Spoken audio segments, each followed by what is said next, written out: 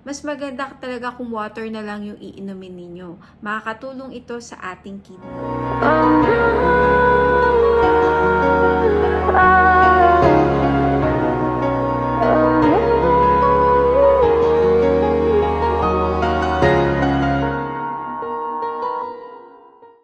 Hi everybody! For this vlog, share ko sa inyo yung mga tips kung paano pangangalagaan ang inyong bato or kidneys. Okay, start tayo.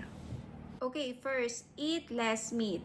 No, kasi yung byproducts ng meat digestion is very toxic to our kidney. So, mas maganda nga kung hindi na kayo kakain ng karne. Mabubuhay naman ng tao na hindi kumakain ng karne. Okay, second, be active. Dapat meron kayong exercise or regular physical activity at least 30 minutes every single day. Okay, third, stay at a healthy weight. Makakatulong para sa ating kidney kung tama ang inyong timbang. Okay, fourth, sleep well. Aim for 7 to 8 hours of sleep each night. Okay, susunod, quit smoking.